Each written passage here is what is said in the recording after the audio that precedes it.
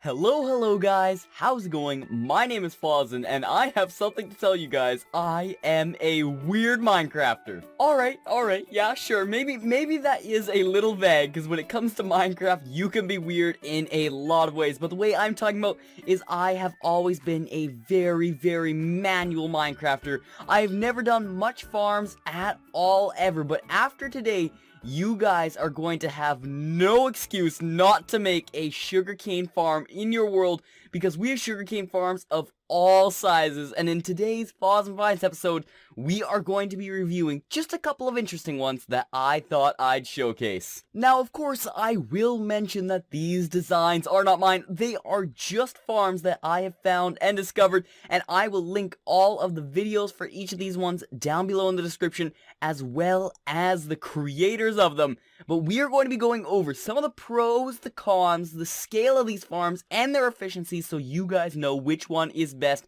for in your Minecrafting world. I have mentioned this before, and I will mention it again. I do Fozzen Finds so that I can discover and learn about farms with you guys as I figure out which ones are best for me in my survival worlds, which of course are in all of my SMP series.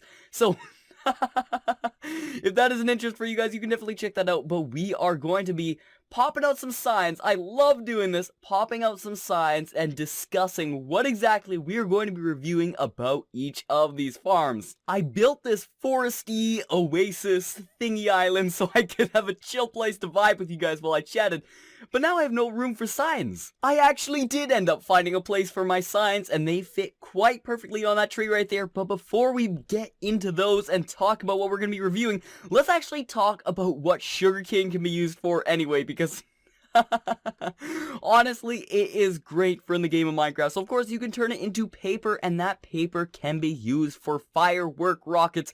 Anybody that plays survival Minecraft nowadays knows that the elytra is basically the best way to travel in the entire world. And of course, if you want to do any enchanting at all, you're going to need books, and the easiest way to get that is to craft them up with some leather and paper, and you get that from these farms too. Now of course, if you just need an enchanting table, you probably aren't going to be creating that monster over there.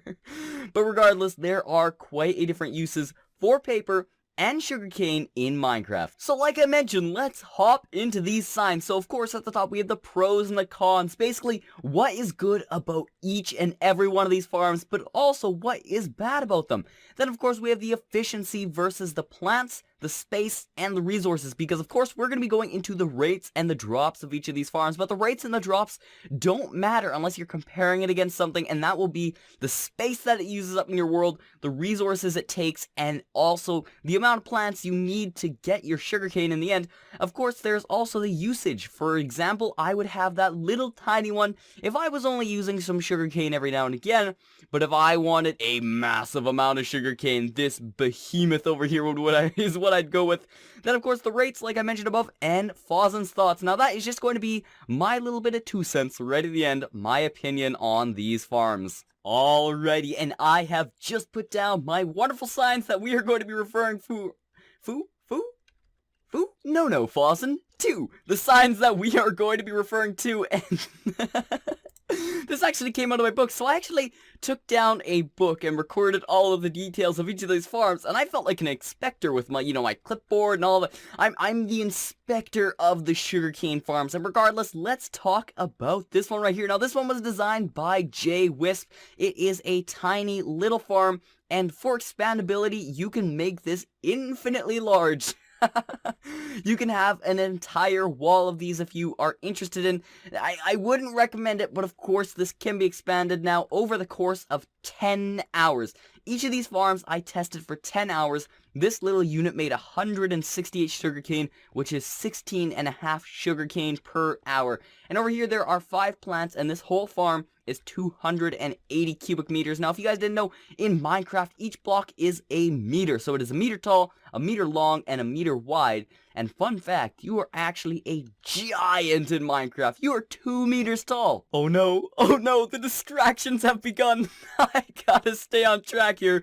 But these signs over here, these are the nerdy boy signs. These are the kind of things I'm into. And of course, I'm not going to be talking about each of these signs for all of the farms. I'm just going to look at them so you guys can look at them, and that is 3.4 sugarcane per hour per plant, and of course 0.05 sugarcane per hour per cubic meter, so it is not very efficient for the space it takes, but it is decently efficient for the amount of sugarcane plants. Now, this farm, all in all, is a good farm. This is, it is Fozzen approved, guys. Fozzen approved. I like it. It is compact. You can stick it in your base. It does not use very many resources if you're just building it this size. And if you ever need some sugarcane, you can just stop on by and pick a little bit up. I love it. So now, if you guys were wondering why I mentioned on the last one that it is infinitely expandable, why would you ever want to expand such a tiny farm? That is because I'm going to mention that for all of these, whether or not they are easily expandable, and this one is. This one is for sure. Now, this is a design by Tango Tek, and basically what it is almost the exact same thing as that tiny one over there, except the observers are for an entire row. An entire row gets harvested off of one observer, and that is happening over there in the back. And this farm is nifty. So this farm actually would need a dedicated place in your base. It is definitely much larger than that first one, and it would be pumping out the sugarcane if you made it any larger. If we come down here to the rates, this thing made 8,461 sugarcane in 10 hours. Now, of course, this can be expanded up, sideways, across. It can go in all the directions, and that is 843 sugarcane per hour. So that is 283 sugarcane plants all in here, just tucked away. Most of the space is a bunch of other blocks for the redstone and stuff, and then you have the that's the size. I'm looking at this one. 2.97 sugarcane per plant per hour. So it's less efficient per plant than that one, but you have so much more for the space that you are using. Now, this one is also very Fozzen approved. I like it. I like it a lot. This thing, this was my original go-to before this design, before I actually came up with this video. I was thinking, you know, this one could not be topped, but oh, it can. And that is with this farm right here. Now, if you guys are actually, I just remember this. If you are interested in seeing the farms running, that will be happening at the end of the video. I've locked them all up just so there aren't a bunch of flying machines cruising about my world while I'm trying to record. But down here, this farm marks the end of an era, and that era is being able to fit the number and sugarcane on the same line, because this one makes 14,600 in sugarcane in 10 hours. Now, of course, this one you can have side by side, and look at the resources on this thing. There's no resources used on this farm. So this is something that you would not stick in your base. You probably have this out in a field somewhere near your base, just so you can pop over and grab sugarcane, and the efficiency is wild. If we come down here, there are 469 sugarcane plants, and you are getting 3.11 sugarcane per plant per hour. So it is almost the maximum efficiency that you can have. This farm is excellent. It is definitely 100% a Fozzen plus farm. The pros of this are actually the flying machine. And oh, I did forget to mention too, this was done by Shulkercraft. Now, the pros of this design is the flying machine. This one machine harvests all of the sugarcane, all of it. Instead of having one piston per plant, which can get really expensive with iron, you have two pistons, which harvests all of these plants. It just flies back and forth, and we can show that later in a moment. But the cons are, of course, down below. We have these hopper minecarts. Now, of course, these can break and stuff like that. Also, they cause quite a bit of lag.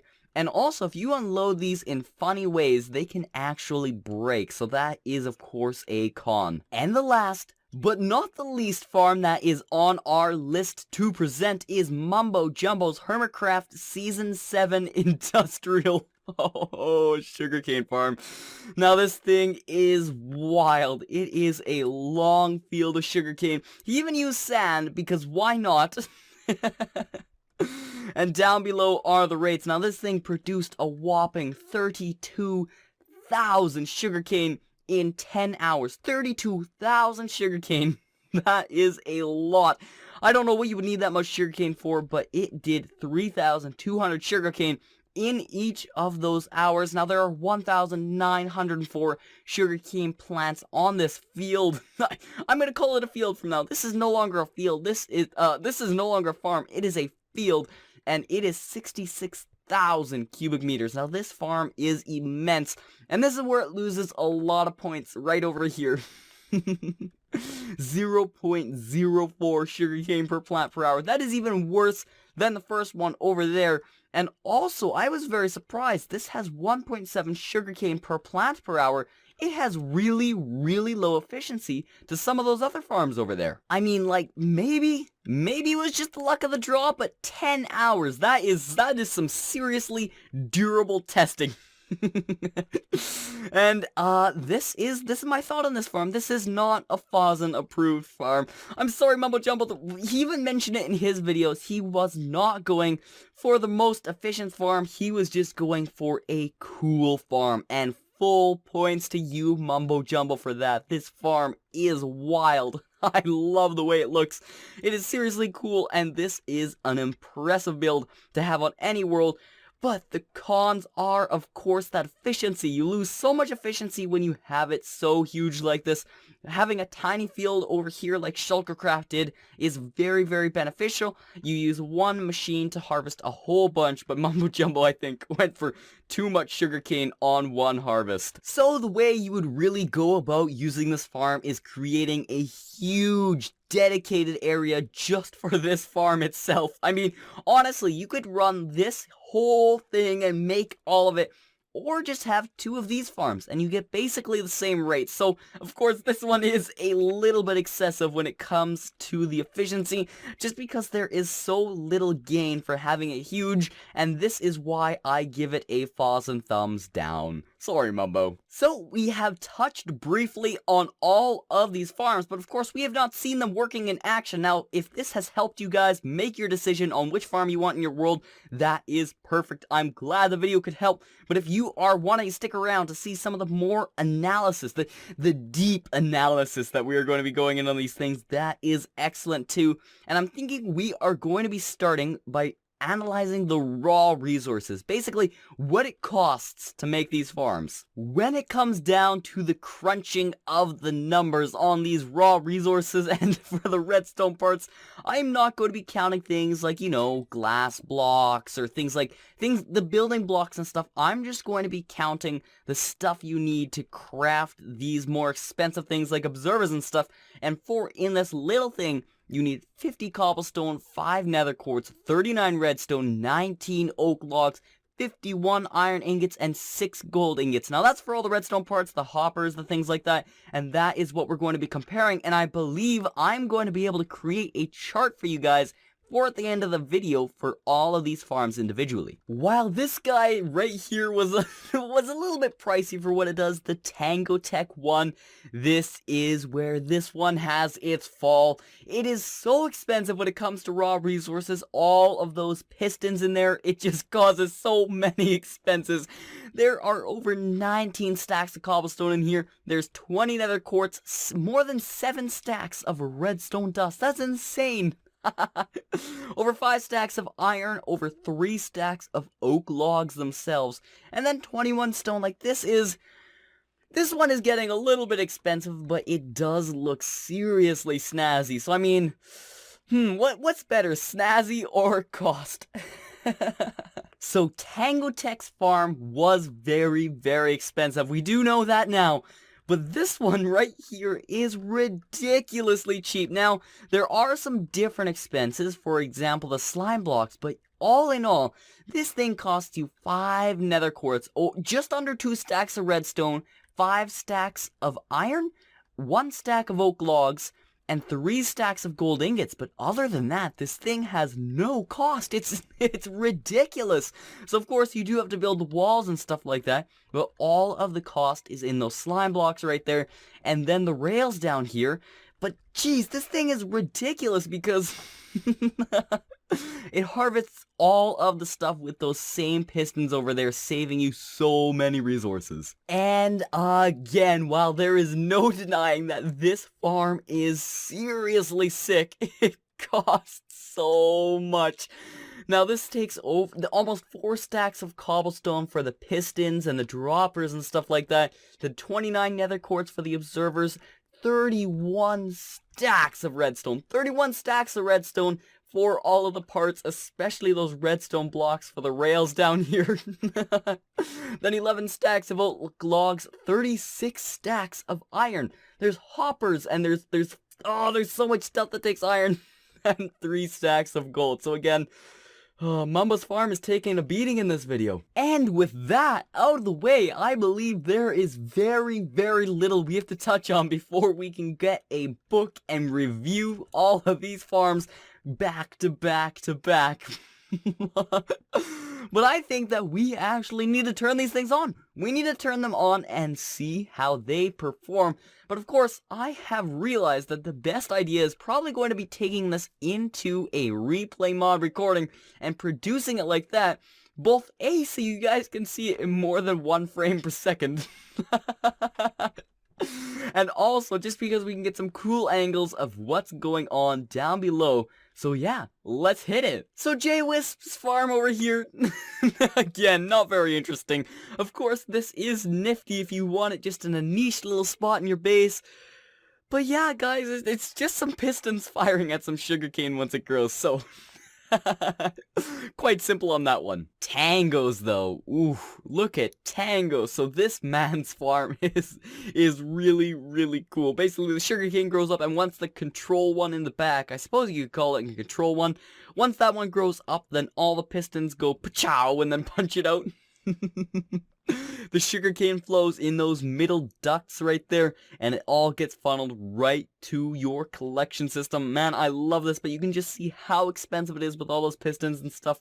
Oh man, this is a costly, costly farm. And let's take a look right here at Shulkercraft's. Now, this man's farm is awesome. The flying machine just clears across, launches the sugarcane everywhere, left, right, and center, and it all gets picked up by those lovely minecarts, and you get it down in your collection system. Now, this thing is awesome because you don't really need much at all. You just need a little bit for that flying machine, and it works like a charm. Harvesting all that sugarcane, it is lossless, guys. Ah, yes. Is that a challenger approaching, I see? Mumbo Jumbo's farm is mad. Guys, it is mad. Look at this thing go. I love seeing those flying machines clear that whole distance. It is just a long sprint for them. And then the minecarts have to deploy twice, guys. Twice. That's how much sugarcane this farm pumps out, and it is awesome to watch. Even though, in the end, it may not be the most practical, it is, of course, something I just love watching it. And yes, I do in fact agree with you. All of these farms are very, very cool. But right now, we are going to have to decide the fourth, the third, second, and the best of all of these sugarcane farms, in my personal opinion. And we are going to be choosing a winner for today's Fozzen Finds video. But... we gotta read some books first. Okay, so yeah, maybe these opinions are a little bit biased, but that is okay. There was no grading standard. This is just what I thought, and we are going to begin with JWhisp. So for efficiency, I said 1. This thing makes next to no sugarcane, even though it makes a bunch per cane itself. And resource friendly, I put 10. This thing is a very beginner farm. If you were just looking for a little bit of sugarcane, this one is perfect. And of course, the usage is 4. You can stick it anywhere, even though it's not very practical when it comes to wanting a whole bunch of sugarcane. And it is very, very lag friendly. Those pistons only fire once per plant. It is, and they don't fire often. But cool points, this thing lost cool points on the fact that that it is this going up against those farms over there, so I'm gonna have to say this farm is in 4th place. We are now moving over to JWhisp's neighbor, Tango Tek, because this farm is coming up next. Now, if we pop into the book, you can see that I gave it an 8 for efficiency. This thing pumps out sugarcane, and it has a very high yield for the crop, and you can expand it to make as much as you want. However, if we go into resource friendly, this is not resource friendly. It gets a 2 for that. And even though that is the case, it gets a 6 for usage because this thing is expandable upwards, across, sideways. You can basically fit it in any part of your base. It is awesome in that sense. And then for the lag friendly, it is also pretty lag friendly. There's only a few pistons that fire, although it did lose some points because more pistons fire than necessary. And cool points, yeah, this thing gets 5. I love it. We are going to give this guy a solid 3rd place. There you go, Tango Tek. Love it. Now when it comes to these kinds of grading processes, you really can't keep the suspense because no matter what you do, you know you're narrowing down to the final one, but we are here at Mumbo Jumbo Sugarcane Farm, and the first thing I want to mention is this got 20 cool points. This thing. Oh my goodness, I've never seen a cooler sugarcane farm, and I might never, but if we go in here, it got a 5 for efficiency just because it pumps out a sheer, huge quantity of sugarcane. This thing just fires it out. And then of course it got 2 for resource friendly because it is... it's not very resource friendly. Sadly, that is the downfall of this farm. And it did get a 5 for usage because you can just stick this outside. It is a massive thing. And then lag friendly, it also got 2 because there's hopper minecarts, there's items everywhere, there's a bunch of hoppers, there's flying machines. But in the end, this gets a solid 2nd place in my opinion. Good job, Mumbo Jumbo. I love this one too. Sadly, yes, there was very, very little anticipation coming up to this one. But yes, we are here at Shulkercraft, and you guys already know that it is coming in at 1st place. And the reason for that is because it ranked really high on a lot of different things. So for efficiency, 10 out of 10. This thing cranked out sugarcane, and if you had 2 of these, it would almost be more efficient than that monster right there. And then the next one is, of course, the resource friendly. It got a 9. This thing uses next to no resources for the amount of sugarcane it produces. This could be a beginner farm, and it cranks out the canes. And then for usage, it is 8 because it is decently small. It is decently small. You can kind of fit this outside, really wherever you want, and it does not take up too much space. And then for lag friendly, I put 5 because there are hopper minecarts down here below, but there isn't a bunch of pistons. And of course, we have this flying machine, just one of them harvesting the entire field. For example, that one has 2, and then the last one is cool points, 5. So yep, Shulkercraft won this sugarcane battle. For those of you that are still watching, welcome to the end of the video, Elite Squad. You guys are the awesome ones, and I hope you enjoyed today's video. Now, we went over a bunch of farms. I really enjoyed doing this. I think we should do it more often. It's so interesting comparing these farms, seeing what's best, and giving them a rating. And of course, sugarcane is super useful, so this can help out in a lot of different cases. So again, I do hope you guys enjoyed this video. Leave a like if you did, and subscribe if you want more content just like this. But I've been Fozzen, and I believe until I catch you guys in my next video, it is bye for now for me. Adios!